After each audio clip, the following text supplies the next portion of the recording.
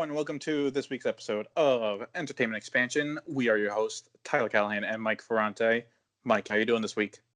Tyler, I'm just straight chilling this week because we have a very special episode to talk about. Yeah, we have a bit of a different movie for us to talk about. It is called So, Us, if you haven't heard of it. It is Jordan Peele's second movie after Get Out. Mike, what is Us about? well, Us is basically the story of how Tyler and I met and became friends. Oh, wait, sorry, wrong Us. So this is Jordan Peele's second stab at a horror franchise. Well, not necessarily franchise, but horror movie, and it's been received just as well as Get Out by critics and fans alike. It basically follows two families at a summer home. I forget exactly where, but we are focused on the Wilson family, which is the main family, and the Tyler family, which is kind of like the accent family. Yeah, the upper And class family. yes, which we'll get into that symbolism later. Yep. But basically, it's their summer home, and like weird things start happening. People stand at the end of the driveway. Turns out it's them, but like not them. It's like their shadows, as we're told to basically call them.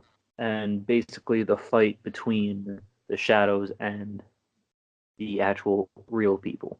Yeah, that's basically the movie. The movie is basically the families being chased by their shadows as they try to survive the night and of course try to figure out what the hell is happening. Mike, what did you think about the movie? I'll let you start first because I was kind of mixed on it. I thought the movie was good. Like, of course, just like Get Out, there's a lot of symbolism used. Mm-hmm. But I feel the acting was pretty strong. Like there wasn't a part where I was like, this acting's just god awful. So I feel like No, it really the wasn't. actresses did a great job, and the script was entertaining. You kind of got to know the family, like the family, despise the Tylers a little bit for being pompous. I did have a few problem points, but I'll get into that after you give your piece on the film, Tyler. All right, yeah, I kind of agree with you. The acting was really good for the most part, basically from everyone, because a lot of them had to do double duty by obviously playing their duplicates, especially for the child actors. Usually they're not that good in a movie. Both of them were great, and I think though my issue with the movie is by itself it's okay, but my issue is Jordan Peele came out and said like no, Us is a horror movie because there was a bit of a debate. It was never really clear until he came out and said that. I would have to disagree with him. This does not seem like a horror movie. The only part I was actually afraid or scared was the beginning scene at the movie with the wife, Adelaide, when she was a young girl going into the house, the haunted house thing for the first time. That's when it was actually tense and scary. After that, yeah, there are a couple of tense scenes, but between that and the comedy, like heads up, we are for this kind of movie, we will have to talk about spoilers. So at this point, if you haven't seen the movie, I would say pause and come back. But that's your warning. But the Tyler family, right, the upper class family, how they died was hilarious. Oh yeah. Like, oh, Alexa, call 911, and it starts playing music. It's like that's great, that's funny. So, and there's a lot of funny moments in the movie. So him saying, "Oh, it's a horror movie," besides that first 10 minutes, I wasn't scared at all. And No, not really. It was more yeah, of a thriller. yeah, I'd agree. It's more of a thriller movie with some comedy elements in it. Yeah, and then Mike, I'll let you go through some of your points first, but the plot of the twist of the movie, I saw coming at the beginning. Yeah, it was Like pretty obvious. they try to If build it you up like, oh, it's a big twist. It's not really. It's not. no, if you paid attention to the dialogue throughout the film, you picked it up right away. Mm-hmm. But Mike, what were your more negative points about the movie? A couple points that I was just really curious about is number one, it was a government operation to have these shadows. Mm-hmm. Don't really know why it was necessary or for what purpose. Like they never explained why it was important for them to have those copies of humans to just mimic their movements and their lives. So like that was just number one. Number two, why the hell was it at this boardwalk? Like out of all the places, why was it at that boardwalk? Like I know there's probably other places too.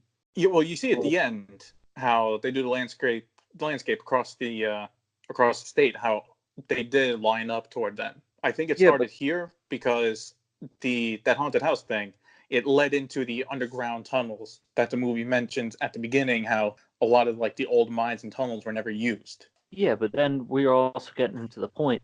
If this is some top secret government type thing, wouldn't there be some locked doors? Wouldn't Oh, it I be? agree with you. How they get down there? It's like, what if a summer employee just accidentally pushed, rested his shoulder on the wall and the door opened? What the fuck he's gonna find? Like, you're Yeah, right. If this is a government facility, it should be, I don't know, maybe security, maybe it's locked up, something. yeah. Even if the place was shut down, you think they would have number one. If the place was shut down, wouldn't they have exterminated all evidence of that? Yeah, yeah.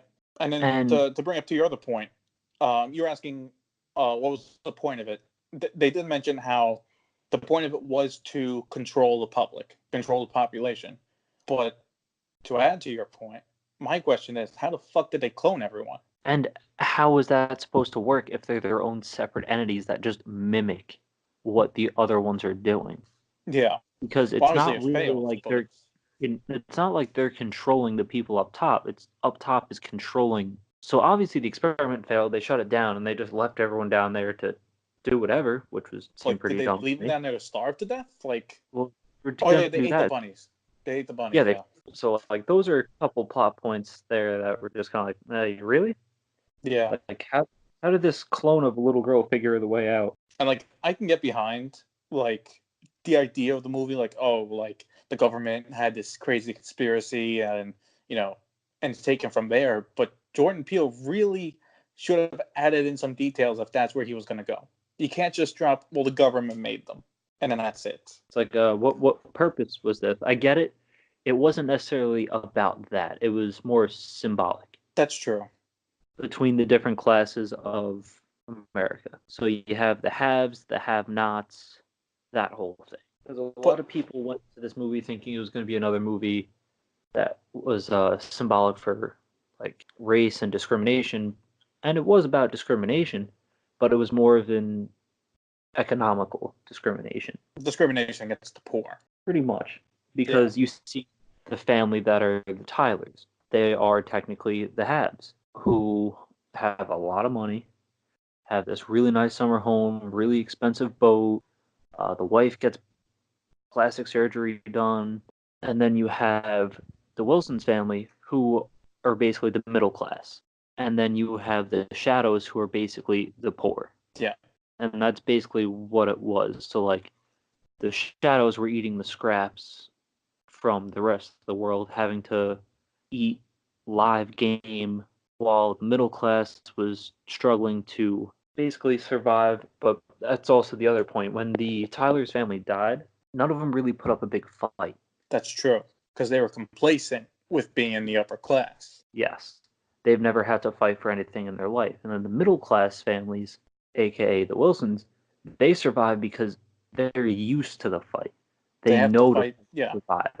They got to fight if they want to stay where they are, and they have to fight to see if they can try and move up. So they're obviously more equipped, and obviously the shadows themselves, they're fucking ruthless. But this is their only way out, and they're gonna fight their way to take it. So Yep. yeah, I agree with you about the symbolism, and viewing the movie with that symbolism in mind, I do like the movie more. But then my point against the movie is that I shouldn't have to go onto Reddit, see someone connect the points, and like, oh, that makes sense. That's a better movie. I understand Jordan Peele likes to use symbolism, but maybe it just hint a bit more toward the toward what you're trying to symbolize. I don't need it Well, I all mean, detailed I out, but feel like he did hint throughout the film that's what it was. yeah, Because, the hands across America, right? That was the big thing he was hinting at. well, that and also the movie was about economics from the very beginning. When you see the Wilson families driving their car, and then they Mm-hmm. meet the Tyler families, from that point on, it was very clear that that's kind of the nail he's trying to hit. Talking about how the Tyler family just got this big boat and the new car that was fully equipped, and then the wife getting plastic surgery. Yeah, I guess I didn't pay attention that much to the connections from there. Obviously, I picked up on it toward the end, but yeah, those connections at first, besides like the boat, I didn't really notice. Yeah, it was mostly just the way conversations went. I mean, another thing I noticed though, besides the economics, is how everyone treats each other. So like the middle and lower class, right? So the Wilsons and the Shadows, they care for each other. Obviously, the Wilsons take care of each other, and then the Shadows take care of each other. But for the upper class, the Tyler family, they fucking hate each other.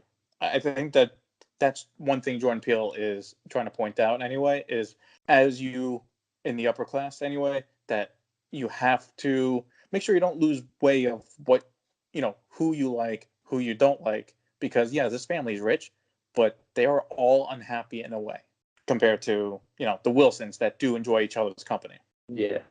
But that's about all my thoughts for us. I have a question for you, Mike.